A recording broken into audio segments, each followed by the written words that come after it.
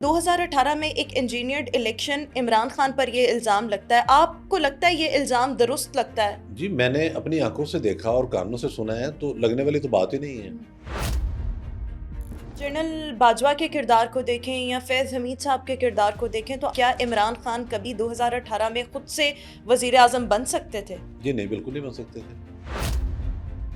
General Bajwa کو نظریاتی مخالف عمران خان کا کہا جاتا ہے، ایسا کیوں ہے؟ نظریاتی مخالفت کبھی بھی نہیں رہی ان کے درمیان، یہ سب سے بڑا جھوٹ ہے۔ جس سے امریکہ پر الزام لگایا اور امریکی مداخلت کا رونا روتے رہے، اب وہی امریکہ سے ان کو توقعات بھی ہیں، وہاں پر ان کی سینٹ میں قراردادیں بھی منظور ہو رہی ہیں۔ ایک تو وہاں لابنگ قانونی ہے، پیسے دے کے آپ لابنگ کروا لیں۔ پاکستان کے خلاف 73 سال میں پہلی مرتبہ اسرائیل نے باقاعدہ بیان جاری کیا کہ یہاں ہیومن رائٹس وائلیشن ہو رہی ہیں اور یہ اور وہ۔ کچھ لوگوں کو سزا ہونا، کچھ کو نہ ہونا، یہ اس کے پیچھے آپ کو کیا لگتا ہے، کیا وجہ کیا ہے؟ اس کی وجہ یہ ہے کہ پی ٹی آئی کو بطور پریشر گروپ رکھنے کا فیصلہ آج بھی باقی ہے۔ آپ کو لگتا ہے کہ سیاست میں فوج کا کردار یہ متنازع ہے لیکن عوام آج بھی فوج پر ہی اعتماد کرتی؟ آپ سوچیں اگر ملک کے اندر تھانے نہ ہو، پولیس نہ ہو تو جہاں کیا حال ہو؟ کیا حال ہو؟ السلام علیکم ناظرین، میں ہوں رخمہ عرفان ملک۔ 360 ڈیجیٹل کے اس پلیٹ فارم سے آپ کو خوش آمدید کہنا چاہوں گی۔ میرے ساتھ آج کے اس پوڈ کاسٹ میں موجود ہیں سینئر صحافی ہیں، سینئر تجزیہ کار ہیں، کالمسٹ ہیں نوید چودھری صاحب۔ نوید چودھری صاحب، thank you so much for being with me and welcome to today's podcast. کیسے ہیں آپ؟ الحمدللہ، بہت شکریہ، اور آپ نے بلایا اور اس والے سے بھی آپ کا شکریہ۔ Thank you sir. سر، سب سے پہلے تو عمران خان صاحب کے حوالے سے بات کرنا چاہوں گی کیونکہ ان کی مقبولیت کا graph there is no doubt about it کہ وہ انکریز ہوا ہے پچھلے چند سالوں میں۔ 2018 کے بعد ان کی مقبولیت میں اضافہ ہوا، لیکن آپ کو کیا لگتا ہے کہ عمران خان کی مقبولیت میں جو اضافہ ہوا وہ ان کے کوئی حقیقی کارناموں کا نتیجہ تھا یا اس میں ان کے سوشل میڈیا ہینڈلرز کا سوشل میڈیا پروپیگنڈا اس میں بہت زیادہ انوالو تھا؟ یہ بڑا امپورٹنٹ کویسچن ہے اور اس کا جواب ہر پاکستانی کو جاننا چاہیے۔ یہ ہمارے ہاں جو بہت ساری مسکنسیپشنز آ جاتی ہیں، انہی میں سے یہ ایک ہے۔ دیکھیں، ان کی پرفارمنس کوئی نہیں تھی کسی قسم کی بھی۔ انہوں نے پاکستان کو آئی ایم ایف کے حوالے کر دیا، جو خدشہ تھا اس کا غلام بنا دیا۔ جو اختیارات گورنر اسٹیٹ بینک کو ملے وہ وائس رائے کے تھے، اور یہ تنقید ہوئی بہت زیادہ۔ خود مختار بنا دیا گیا اسٹیٹ بینک کو، اور وہ صحابی مصر سے آئے تھے۔ جی، آپ خود اور مصر میں جو آئی ایم ایف نے تباہی مچائی وہ تاریخ کا حصہ ہے۔ اس کے بعد آپ نے دیکھا کہ ملک کے اندر ایک پولیٹیکل انریسٹ آئی، سیاسی انتقام کا دور شروع ہوا، جوڈیشری جس طرح سے یوز ہوئی، ثاقب نثار سے لے کر کھوسا تک، بعد میں جسٹس گلزار تک، پھر وہ بندیال تک بھی سلسلہ خیر چلا۔ معاملہ یہ ہے کہ ہماری اسٹیبلشمنٹ نے جو پلان تیار کیا تھا اور جو سیاسی حکومتوں کے ساتھ رویہ روا رکھا گیا وہ عمران خان کے ساتھ نہیں رکھا گیا۔ یہ تھا بیسک بلنڈر۔ اس میں ذمہ دار کون ہے؟ اس میں ذمہ دار ہیں سابق army chief general Qamar Javed Bajwa. جی سر۔ بطور اسٹوڈنٹ، اور کچھ حکومتیں جو ہیں ظاہر ہو تو میں نے اپنی آنکھوں سے دیکھی ہیں بنتی ٹوٹتی 90 کے بعد، جب سے میں جرنلزم میں ہوں۔ یہ ایک سیٹ پیٹرن ہے۔ حکومت آتی ہے، جب حکومت کو گرایا جاتا ہے تو اس کے بعد میسیجنگ ہوتی ہے۔ اس میسیج کے ذریعے اس حکومت کے، اس پارٹی کے ارکان کو، اس حکومت کے جو سابق وزراء ہوتے ہیں ان کو، اور میسیج کو پبلک کو بتا دیا جاتا ہے کہ انہوں نے حکومت میں نہیں آنا۔ وہ آٹومیٹکلی ایک ذہن سازی ہو جاتی ہے اور اگلی پارٹی کو موقع مل جاتا ہے۔ پیپلز پارٹی کے جو ادوار تھے 3 اور پھر مسلم لیگ نون کے 3 ادوار تھے، اس میں ایسے ہی ہوا۔ یہاں معاملہ الٹ ہوا۔ یہاں جب پہلی دفعہ تحریک عدم اعتماد کے ذریعے ایک وزیر اعظم کو رخصت کیا گیا تو بجائے اس کے کہ ان کو ٹرائل کیا جاتا، ان کے خلاف کرپشن کیسز تھے سنگین نوعیت کے جن کو عدالتوں نے مذاق بنا دیا، ان کے خلاف اور دیگر معاملات تھے ایسے جن پر آپ ان کو ٹرائل کر سکتے تھے اداروں کے اندر، جس طرح سے جوڑ توڑ کیا گیا۔ اب معاملہ یہ تھا کہ یہ نہیں ہوا، الٹا انہیں موقع دیا گیا کہ وہ پبلک میں آئیں اور آ کر وہ فوج کو للکاریں، وہ جوڈیشری کو للکاریں، وہ مخالف سیاستدانوں کو للکاریں۔ تو لوگ حیران تھے، یہ ہو کیا رہا ہے۔ بعد میں پتہ چلا کہ جنرل قمر جاوید باجوہ نے، دیکھیں ایک پلان ہوتا ہے، پلان یہ ہے کہ یہ حکومت جاری ہے، اس کی جگہ اے حکومت گئی، بی آ گئی۔ اب بی حکومت کا پارٹ کون کون ہوگا؟ فلاں فلاں اس کا پارٹ ہوگا۔ تو یہ طے ہو گیا کہ پنجاب چوری پرویز لائی کو دیا جائے گا۔ صحیح، یہ اس فارمولے کا حصہ تھا۔ اور اب بعد میں ہمیں پتہ چلا جب پرویز لائی ایک دم ٹرن لے گئے، انہوں نے اپنے بھائی شجاعت کو بھی چھوڑ دیا، تو پتہ لگا بعد میں آ کے، وہ تو یہ اوپن سیکرٹ ہے کہ جنرل باجوہ نے انہیں فون کر کے کہا کہ آپ نے عمران خان کے ساتھ جانا ہے، یعنی کہ محاذرائی اور خرابی کی بنیاد اسی دن رکھ دی گئی تھی. صحیح. اس کے بعد جو ہوا وہ طریقہ ایسا ہے، جنرل باجوہ ایک تو سی اور چاہتے تھے، یہ سچ ہے، اس میں کوئی بھام نہیں ہے. اب لوگوں نے جب دیکھا کہ ایک آدمی کھڑا ہو کر فوج کو للکار رہا ہے، جوڈیشری کو للکار رہا ہے، اس کے خلاف کارروائی نہیں ہو رہی، میڈیا کا بڑا ایسا بھی اس کے ساتھ ہے، باقی لوگ بھی مل گئے. اور یہ چیز کبھی بھی اس کو مذاق کے طور پہ نہ لیں. پاکستان کے بارے میں جن لوگوں کی بھی بری انٹینشن ہے وہ یہاں گہری نظر رکھتے ہیں. وہ دیکھتے یہ ہیں کہ آیا کوئی مذہبی شدت پسند گروہ اس قابل ہے کہ پاکستان کی اسٹیٹ کو نقصان پہنچا سکے؟ آیا کوئی سیاسی گروہ اس قابل ہے؟ آیا کوئی میڈیا ہاؤس اتنی طاقت پکڑ گیا ہے کہ ریاست پاکستان کے مفادات کو نقصان پہنچا سکے ہماری منشا کے مطابق، انٹرنیشنل اسٹیبلشمنٹ کی منشا کے مطابق؟ تو پھر وہ بھی اس کو سپورٹ کرنا شروع کر دیتے ہیں. جب ہم نے اتنی زیادہ سپیس دے دی، یہ سپیس ہماری اسٹیٹ نے دی ہے، ادروائز گیم ختم تھی. میں آپ کو ایک سچا واقعہ بتاتا ہوں. میری ان دنوں ایک بڑے بااختیار افسر سے ملاقات ہو گئی انہی دنوں جب یہ بڑا شور ہوگا تھا. اب ہم بھی اسٹوڈنٹ تھے، معاملات کو سمجھتے تھے. تو انہوں نے مجھ سے پوچھا، ایک ماحول بن گیا گفتگو کرتے ہوئے، کہتے کیا کرنا چاہیے؟ میں نے کہا سر معذرت آپ خود تو کرا رہے ہیں. وہ ایک دم چونکے، کہتے کیا مطلب ہم کرا رہے ہیں؟ میں نے کہا جی آپ کرا رہے ہیں.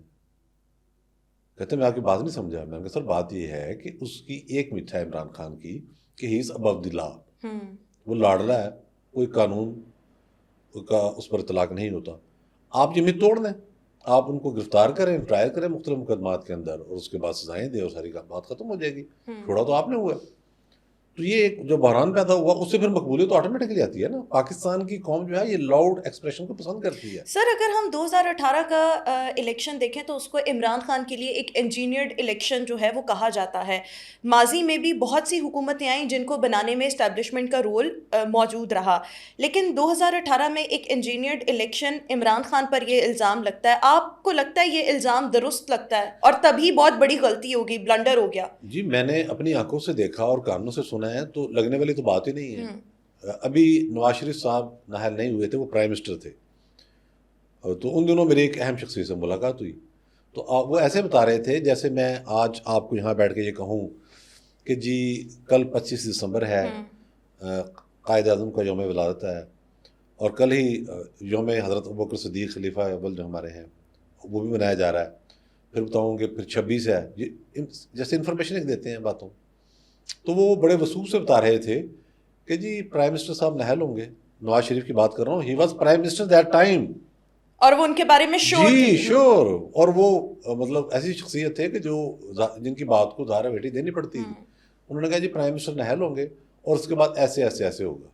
اور میں ان کو دیکھ رہا تھا کہ یار یہ چار صحافی تھے، ہم ان کے سامنے بیٹھ کے بتا رہے ہیں، تو اس کا مطلب یہ ہے کہ یہ تو بالکل ہی صورتحال. اور پھر جس طریقے سے 2018 کا الیکشن مینیج کیا گیا، جو معاملات ہوئے وہ ہم نے اپنی آنکھوں سے دیکھے. بلکہ میں 2011 سے لے کر جب اس پروجیکٹ کو پوری شدت سے چلایا گیا، ورنہ تو یہ لیٹ 90s میں تھا پروجیکٹ عمران جسے ہم کہتے ہیں، 2011 سے لے کر آن ورڈ آج تک جو کچھ ہوا ہے میں اس کا عینی شاہد ہوں. اور اس کے بہت سارے جو شواہد ہیں، جو ملاقاتیں ہیں، وہ ہمارے سامنے ہوئے سب. لیکن سر اگر ہم جنرل باجوہ کے کردار کو دیکھیں یا فیض حمید صاحب کے کردار کو دیکھیں تو آپ کو کیا لگتا ہے ان دونوں کرداروں کے بغیر کیا عمران خان کبھی 2018 میں خود سے وزیر اعظم بن سکتے تھے؟ جی نہیں، بالکل نہیں بن سکتے تھے. وہ 2018 کا الیکشن لوز کر گئے تھے، حالانکہ ان کو میسو سپورٹ حاصل تھی. سارا میڈیا ان کی طرف کر دیا گیا، اور میڈیا کو 2011 کے بعد یہ ہدایت تھی کہ آپ نے سیاستدانوں کی بیشنگ کرنی ہے. اب آپ ایک فضا بنا رہے ہیں. اچھا اس میں کچھ سلجھے ہوئے لوگ ہیں، کچھ لوگ جو ہیں وہ پولیٹیکلی الٹریٹ ہیں. ویسے وہ MBBS ڈاکٹر ہیں، وہ کوالیفائڈ انجینئر ہیں، وہ چارٹرڈ اکاؤنٹنٹ ہیں، وہ وکلا ہیں، اب لیکن پروفیسرز ہیں. اب وہ پولیٹیکلی الٹریٹ ہیں. دیکھیں نا، سیاسی طور پر خواندہ ہونا ایک اور چیز ہے، تعلیم یافتہ ہونا ایک اور چیز ہے، کہ معاملات کو سمجھنا کیسے ہے. جب آپ نے کمپین چلا دی کرپٹ کرپٹ کرپٹ، چور چور چور چور چور چور، اچھا پھر یہ بھی ہوا. یہ بھی میں دلچسپ آپ کو بات بتاؤں کہ جو صاحب ہمیں بتا رہے تھے کہ ایسے ایسے ہوگا، پرائم منسٹر نااہل ہوگا اور یہ ہوگا اور وہ ہوگا اور ان کی بیشنگ کرنی ہے، فلاں کرنا ہے، پھر اسی سیٹ پر ایک اور صاحب آگے بیٹھے، مجھے اتفاق ہوا ان سے ملنے کا. تو وہ کہہ رہے تھے یار ہم سے بڑی غلطی ہوگی، ہم نے وہ جو پلان بنایا تھا نا جس میں ہم نے سب کو بدنام کر دیا اور ایک آدمی کو ہیرو بناتے رہے، تو یہ ہمارا بلنڈر تھا. انہوں نے تسلیم بھی کر لیا.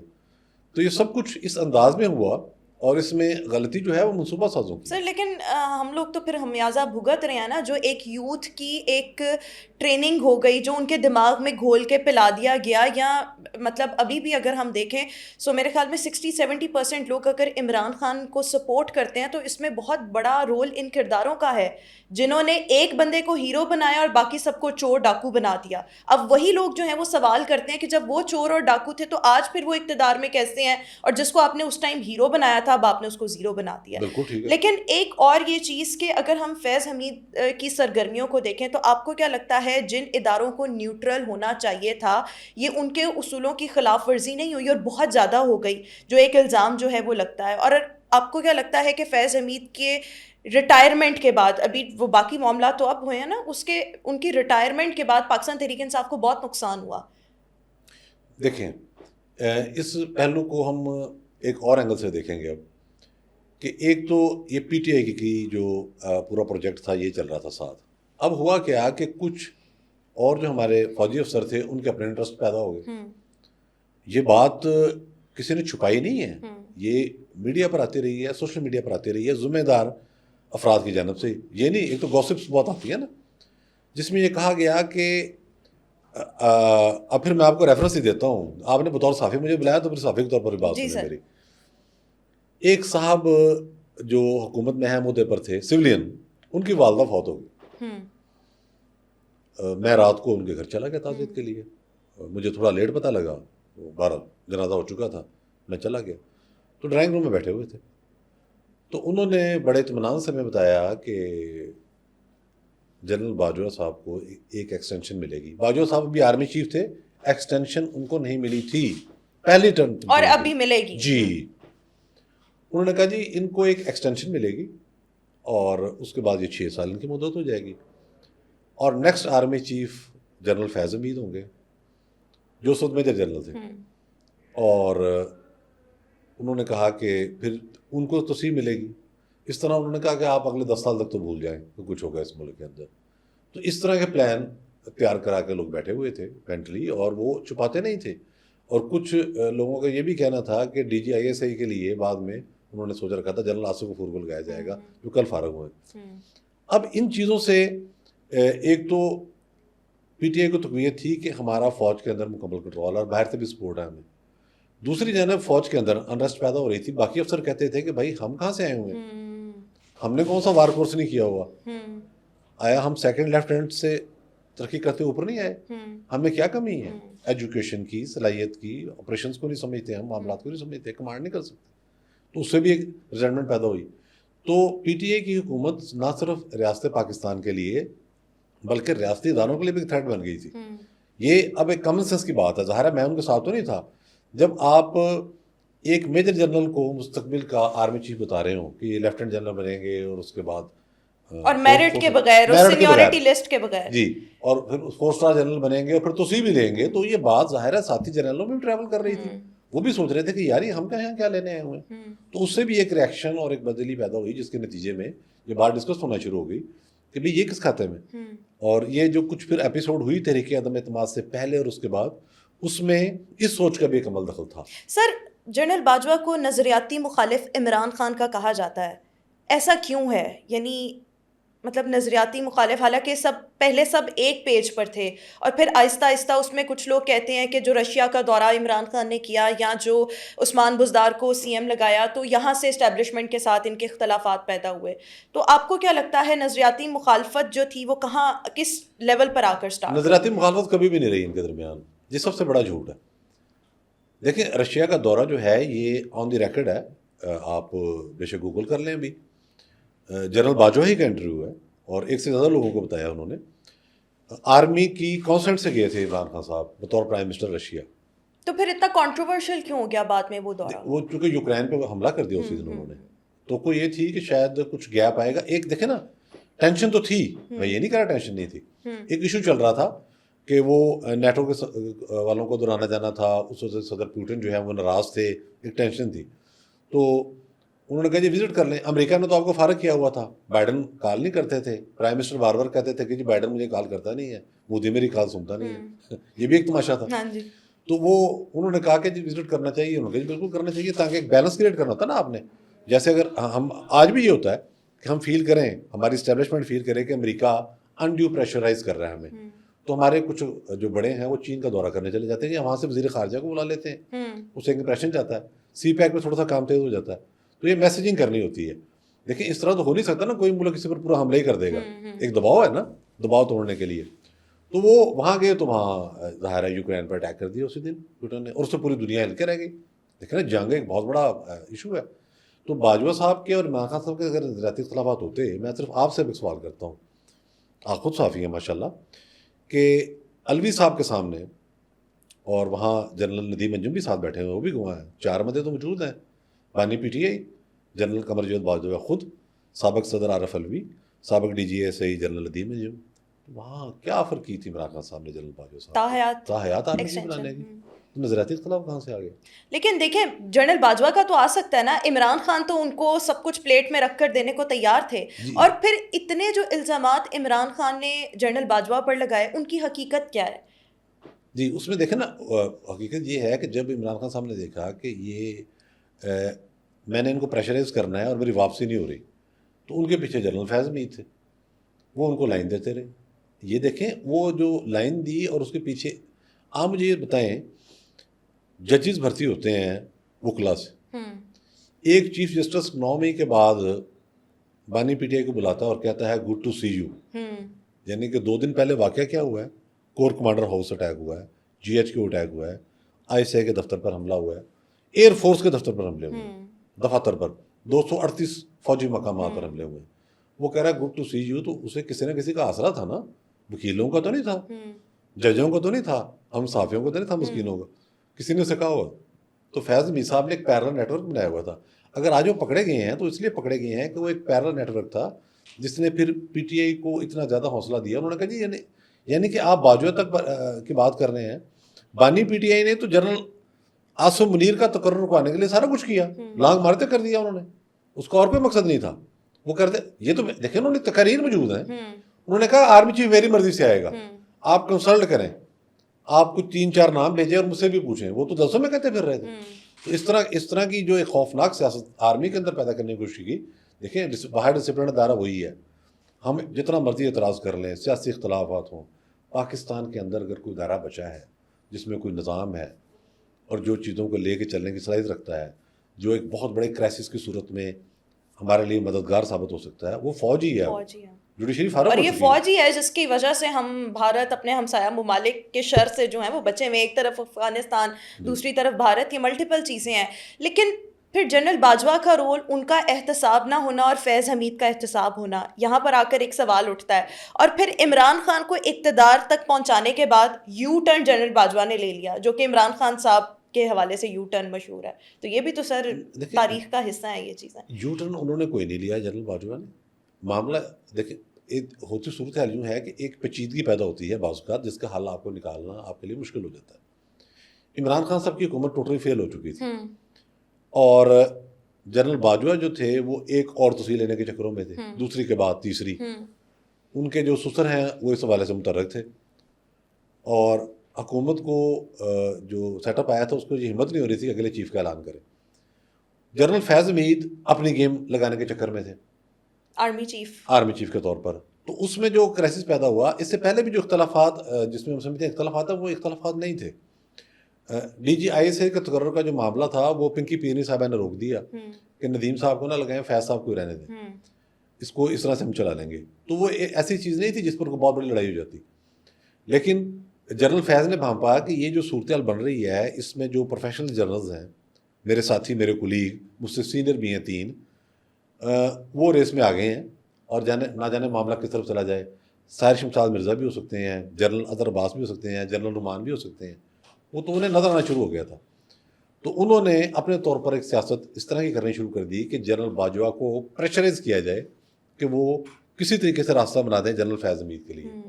اور میرے ذاتی خیال کے مطابق اس وقت تک جو صورتحال تھی وہ اتنی پیچیدہ ہو چکی تھی اس ساری ڈرٹی گیم کی وجہ سے کہ جنرل باجوہ بھی معاملات کو کنٹرول نہیں کر سکے. انہوں نے جنرل فیض حمید کو کہا تھا کہ آپ استعفیٰ دے کے نکل جائیں ورنہ اگلا آرمی چیف آپ کا کورٹ مارشل کر دے گا.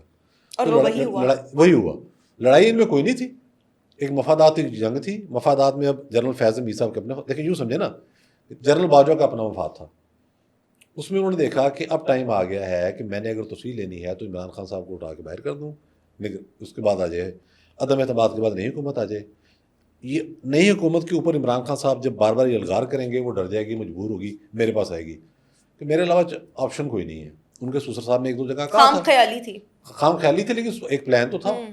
ان کے جو سسر ہیں جنرل امجد, ریٹائرڈ جنرل امجد, انہوں نے یہ کہا ایک دو جگہ پر کہ اب مسئلے کا حل یہی ہے کہ جنرل باجوہ کو مزید توسیع دے دی جائے. یہ پی ٹی آئی کے لوگوں نے بھی کہا ہے, یہ بھی ریکارڈ پہ ہے. انہوں نے کہا آپ اس طرح کریں کہ جب تک یہ معاملہ سیٹل نہیں ہوتا نا, یہ ایک کنٹروورسی بن گئی ہے نیا آرمی چیف کا آنا, تو آپ جنرل قمر جاوید باجوہ کو توسیع دے دیں تاکہ یہ معاملہ ایک دفعہ سیٹل ہو جائے, مزید توسیع تیسری مرتبہ. وہ تحیات والی بات ہے. اس کے نتیجے میں یہ ہوگا کہ یہ ایک بطور ایلڈر وہاں بیٹھ کے پھر فیصلہ کر لیں گے کیا کریں گے. تو باجوہ صاحب تو اپنی گیم کر رہے تھے. اب جنرل فیض میر کو پتا تھا کہ یہ ایک دفعہ پھر ٹک گئے تو اس کے بعد میں مطلب یہ تو جب کرسی سے اٹھنے کے قابل ہی رہیں گے اس وقت جائیں گے تو اس وقت تو میں فارغ ہو جاؤں گا. ان کو اپنی پرابلم پڑ گئی. اس گیم کے اندر عمران خان کا پھر رول یہی تھا کہ وہ پریشر ڈالیں حکومت کے اوپر, اور وہ رول ان سے کروایا گیا. اسی کے نتیجے میں انہیں مسلم پاپولیرٹی ملی, ججز کو بھی غلط میسج گیا, اور جو کچھ نیٹ ورک فیض نیٹ ورک جو کام کر رہا تھا اس نے ادارے کے اندر علیحدہ خرابی پیدا کی, انٹیلیجنس کے اندر بھی خرابی. لیکن سر عمران خان نے ہمیشہ جو ہے مطلب اسپیشلی جب یہ رجیم چینج ہوا, تحریک عدم اعتماد آئی, اس کے بعد جو ہے نیوٹرلز کے خلاف یا اسٹیبلشمنٹ کے خلاف ایک بیانیہ جو ہے وہ بنایا, اور عمران خان خود بھی اسٹیبلشمنٹ کی پیداوار ہے, یہ آن ریکارڈ چیزیں موجود ہیں. تو آپ کو کیا لگتا ہے یہ سوچی سمجھی سازش کا حصہ تھا, سازش تو نہیں, حکمت عملی کہہ سکتے ہیں کہ مطلب ووٹ کو عزت دو نعرہ جو 2018 سے پہلے نواز شریف کے پاس تھا وہ عمران خان کے پاس آ گیا. تو آپ کو کیا لگتا ہے یہ حکمت عملی کا حصہ تھا یا یہ بس حالات بدل گئے, جذبات بدل گئے والی بات تھی؟ دیکھیں, امریکہ تو کسی گیم میں شامل نہیں تھا, وہ تو ان کو لفٹ کرنے کو تیار نہیں تھا, پہلی بات. اور دوسری بات جو ہے وہ ہے اٹل حقیقت. یہ سمجھ لیں کہ اگر ہمیں یہاں پر پتہ ہے کہ پاکستان کے کلیدی فیصلے اسٹیبلشمنٹ کرتی ہے, وزیر اعظم نہیں کرتا, ان کو ہم سے زیادہ پتہ ہے, ڈھیر زیادہ پتہ ہے. وہ تو میٹر نہیں کرتا وہاں کون وزیر اعظم ہے کون نہیں ہے. اچھا ہوتا کیا ہے کہ جب آپ نے ایک پاپولیرٹی گین کرنی ہوتی ہے تو اس کے لیے جھوٹ 2011 سے آن ورڈ جو میڈیا پر پھیلایا گیا وہ کیا تھا؟ جھوٹ, سفید جھوٹ. میں آپ کو مثال دیتا ہوں, آڈیو موجود ہے. انہوں نے کہا جی یہ سائفر آیا ہے, ہمارے سفیر نے بھیجا ہے وہاں سے. سائفر ہوتا کیا ہے, جو سفیر ایک دیکھتا ہے کہ وہاں اوپینین کیا آپ کے بارے میں, سفیر لکھ کے بھیجتا ہے. تو اس میں بانی کہہ رہے ہیں کہ اس کو ہم کھیلیں گے, اس پر کھیلیں گے, ٹھیک ہے. اور پرنسپل سیکرٹری صاحب کہہ رہے ہیں اعظم خان صاحب کہ میں اس کو جب ری ڈرافٹ کر کے نا تھریٹ لیٹر بنا دوں گا.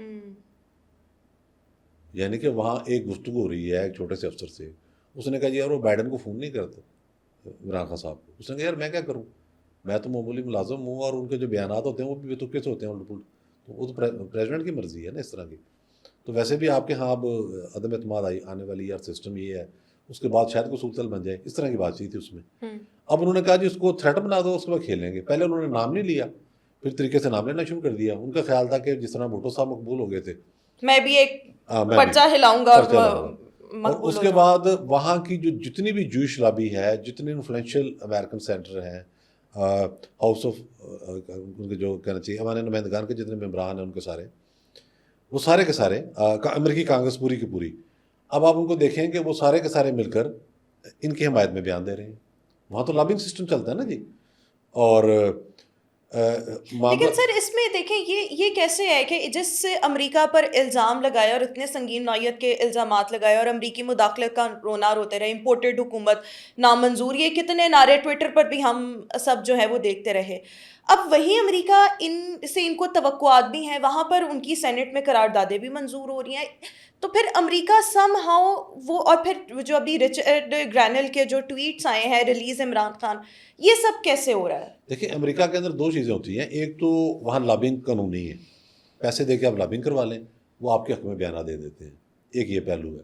دوسرا پہلو یہ ہے جو ہمیں کبھی نظر انداز نہیں کرنا چاہیے کہ وہاں جوئش لابی کا بہت زیادہ اثر و رسوخ ہے. پاکستان کے خلاف 73 سال میں پہلی مرتبہ اسرائیل نے باقاعدہ بیان جاری کیا کہ یہاں ہیومن رائٹس وائلیشن ہو رہی ہیں اور یہ اور فلاں.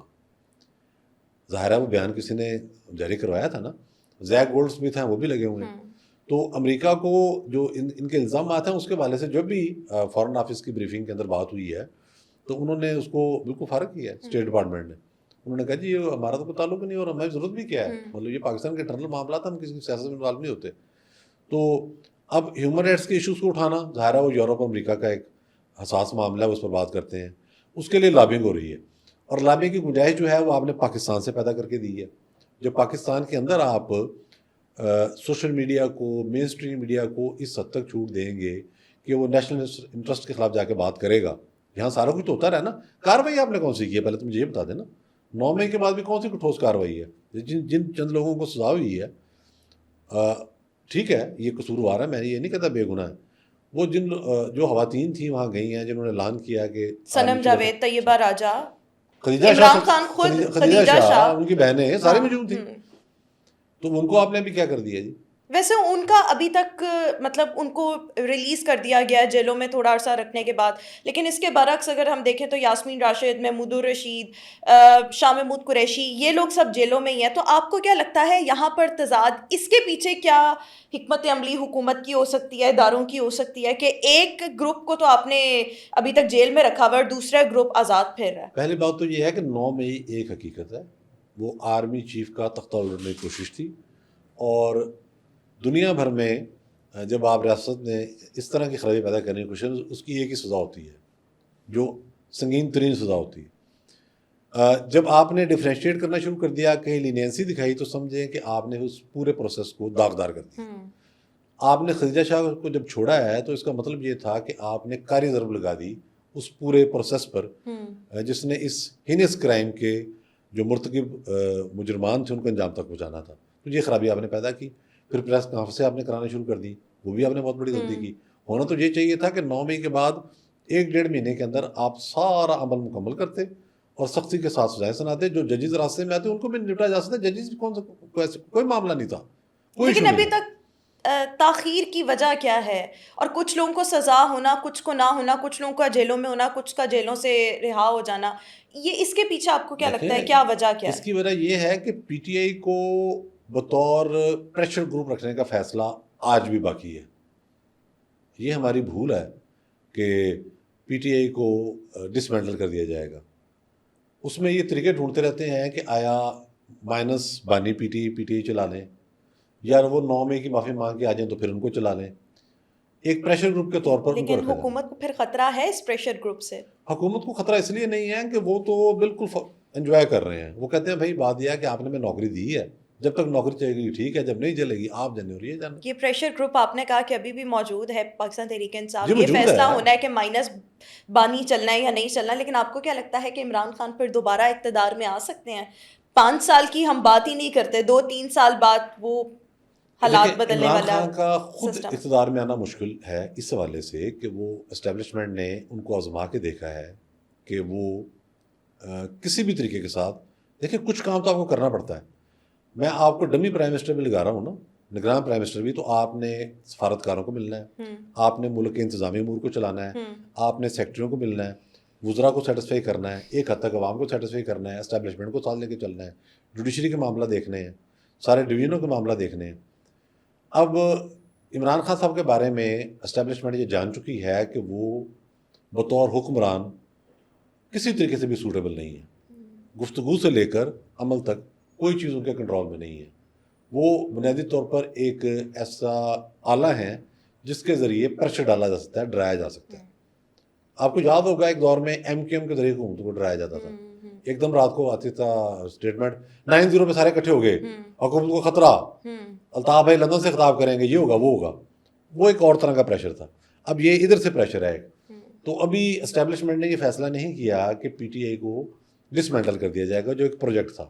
وہ اس کو ایک پریشر گروپ کے طور پر رکھنا چاہ رہی ہے, جس کے نتیجے میں ملک کے اندر بحران ختم ہونے میں نہیں آ رہا, بلکہ کسی حد تک بڑھتا جا رہا ہے. اکانومی کے حوالے سے ہم دیکھیں تو بہت ساری مثبت چیزیں سامنے آئی ہیں, لیکن اگر آپ کہیں کہ چیزیں اسٹیبل ہو گئی ہیں, وہ نہیں ہیں. کے پی کے میں آپ نے ان کو حکومت دی ہوئی ہے. حالت یہ ہے کہ گورنر کے پی کے بتا رہے ہیں کہ وزیر اعلیٰ اپنے گھر نہیں جا سکتے شام کو, ڈیرا اسماعیل خان والے, اصلی گھر اپنے ہوائی گھر. پارا چنار کی سر آپ صورتحال پارا چنار کی صورتحال دیکھ لیں. چلو اب ڈیرا اسماعیل خان اپنے گھر وزیر اعلیٰ نہیں جا سکتا, وہ وزیر اعلیٰ ہے. وزیر اعلیٰ کے پی کے رات کو مغرب کی نماز کے بعد اپنے گھر نہیں جا سکتا due to law and order situation. جی یہ نہیں کہ وہاں کو پہاڑ آ گئے ہیں, کوئی برف باری ہو گئی ہے. تو یہ اور اس کے بعد وہاں جو یعنی آپ اتنے سالوں میں مطلب 3 آپ کو ٹینیور وہاں پر ملے ہیں نا, 3 ٹینیور ملے ہیں, آپ وہاں پہ بھی خود کو پروف نہیں کر سکے. تو یعنی اب جو بھی ہوگا پریشر گروپ کی صورت میں موجود ہوگا, لیکن مائنس عمران خان شاید. ایک آخری سوال میں آپ سے یہ پوچھنا چاہ رہی ہوں کہ پہلے لوگ اداروں کے خلاف بات کرنے سے ڈرتے تھے, لیکن جو عمران خان نے ایک برین واشنگ کی یوتھ کی اور پھر ایک اسٹیبلشمنٹ یا اداروں کے خلاف بیانیہ بنایا, آپ کو کیا لگتا ہے اس سے جو فوج پر عوامی اعتماد تھا اس کو ٹھیس پہنچی ہے, just because of the one person Imran Khan and one political party that is Pakistan Tehreek Insaf? ٹھیک ہے, دیکھیں اس میں نا ہمیں یہ چیز نوٹ کر لینی چاہیے کہ جو ایک طبقہ جو سیاست کو سمجھتا تھا وہ ہمیشہ سے اس بات کا مخالف رہا ہے کہ فوج سیاست میں مداخلت کرتی ہے, نہیں کرنی چاہیے. یہ وہاں تک بات تھی. جہاں تک فوج کی دفاعی صلاحیتیں ہیں اور جو ہمیں مختلف افواج جو آتی ہیں اس میں جو ان کا رول ہوتا ہے اس میں وہ تو ہر ایک سراہتا ہے. ابھی میں چھوٹی سی مثال دیتا ہوں. خدا نخواستہ پاکستان پر کوئی آفت آ جائے تو آپ باہر کیمپ لگا دیں 4-5 پولیٹیکل پارٹیز کے بھی ہوں, حکومت وقت کا بھی ہو, کسی دینی جماعت کا بھی ہو, کسی فلاحی جماعت کا بھی ہو, اور ادھر آپ فوج کا اکاؤنٹ نمبر بھی دے دیں کہ پاکستان آرمی فوج پر اعتماد کیا جائے, وہاں جائیں گے پیسے سب سے زیادہ. ایسے ہی ہے. میں بہت بڑا ناقد ہوں اپنے زمانے طالب علم سے, اہل کالج کے زمانے سے, لا کے جمعیت کے زمانے سے, فوج کے پولیٹیکل کردار کا. لیکن جب میں نے بھی چندہ دینا ہوگا تو میں بھی ادھر چلا جاؤں گا کہ چلو یار کہیں لگ جائے گا وہاں جا کے. اب معاملہ یہ ہے کہ تنقید یہ جو ہو رہی ہے یہ وہ والی تنقید نہیں ہے. یہ تنقید ہوا جو دشمن چاہتا تھا, جو چاہتا تھا کہ پاکستانی فوج کو متنازع بنایا جائے اور عوام کی نظروں میں خراب کیا جائے. اور اس کی بنیادی وجہ کیا ہے؟ اس کی بنیادی وجہ یہ ہے پھیلنے کی یا اب تک نہ رکنے کی کہ قانون پر عمل درآمد نہیں ہو رہا. اگر آپ قانون پر عمل درآمد کرائیں, دیکھیں میڈیا کے حوالے سے بھی قوانین ہیں, سوشل میڈیا کے حوالے سے بھی قوانین ہیں, اس پر آپ عمل درآمد کرا لیں. پہلے تو آپ بتائیں نا کہ آپ کی اپنی پالیسی کیا ہے. اگر آپ نے جنرل باجوہ کا کرافٹ کردہ بندہ ارشاد بھٹی آج بھی جیو ٹی وی پہ بٹھایا ہوا ہے تو اس کا مطلب آپ چاہتے ہی نہیں. اگر وہ جو یوٹیوبر ہیں صدیق جان, عمران, ریاض, ہم صحافت سے کیا تعلق ہے ان کا؟ ایک تو خیر صحافی ہے ہی نہیں, دوسرا ایک سمجھیں کہ میڈاکر سا رپورٹر ہے. ان کو آپ نے یوٹیوبر بنا کے یہاں چڑھایا ہوا اوپر, بہت زیادہ کارروائی تو ہر کے خلاف ہو سکتی ہے. فوج چاہے تو کیا نہیں کر سکتی آج بھی. ان کے خلاف آپ نے کیا کارروائی کر لی؟ بالکل. جو ججز گئے ہیں اباف دی لا, جنہوں نے آئین کو ری رائٹ کیا ہے, ان کے خلاف آپ نے کیا کارروائی کر لی؟ تو پہلے تو آپ اپنی یہ دیکھیں نا کہ آپ نے کوئی کارروائی کرنی ہے یا نہیں کرنی. صحیح. اگر آپ نے کارروائی کرنی ہے تو قانونی راستے موجود ہیں اس کے. لیکن آپ کو لگتا ہے کہ سیاست میں فوج کا کردار یہ متنازع ہے لیکن عوام آج بھی فوج پر ہی اعتماد کرتی ہے؟ دیکھیں بات یہ ہے کہ اگر فوج نہ ہو تو اس کے نتیجے میں آپ تصور کریں, آپ فوج کو بھی چھوڑیں, پولیس کے آپ خلاف ہیں, بطور ادارہ میں بھی خلاف ہوں, سب خلاف ہیں ہم. آپ سوچیں اگر ملک کے اندر تھانے نہ ہوں, پولیس نہ ہو تو جہاں کیا حال ہو. تو ملٹری کا رول تو اتنا اہم ہے. ایک طرف آپ کے افغانستان ہے بیٹھا ہوا, اس کی ایک صورت انڈیا ہے, انڈیا ادھر بیٹھا ہوا ہے, باقی جو یورپ اور امریکہ کے اس والے ہماری سوچ ہے خرابی پیدا کرنے کی, اس کو بھی کسی نے کاؤنٹر کرنا ہوتا ہے. تو اسٹیبلشمنٹ کو اپنی پالیسیاں سیدھی کرنی چاہیے اور اس میں ایک کلیئرٹی لانی چاہیے کہ کرنا کیا ہے. یہ جو کنفیوژن ہے, میں سوری ٹو سے, یہ جو بھی اب تک ہم دیکھ رہے ہیں کہ ہمیں سمجھ نہیں آ رہی اور ایک بے چینی ہے, اس میں 70% رول جو ہے وہ ہماری اسٹیبلشمنٹ کا ہے. وہ کلیئر پالیسی کے ساتھ سامنے ہے کہ ہم نے یہ کرنا ہے اور انجام تک پہنچانا ہے. آپ دیکھیں معاملہ درست ہوتے جائیں گے. بالکل ٹھیک ہو گیا. بہت شکریہ نوید چودھری صاحب ہمارے ساتھ آج کے اس پوڈ کاسٹ کا حصہ تھے. ویورز اپنا فیڈ بیک ضرور دیجیے گا. مجھے دیجیے اجازت آج کے اس پوڈ کاسٹ سے. اللہ حافظ.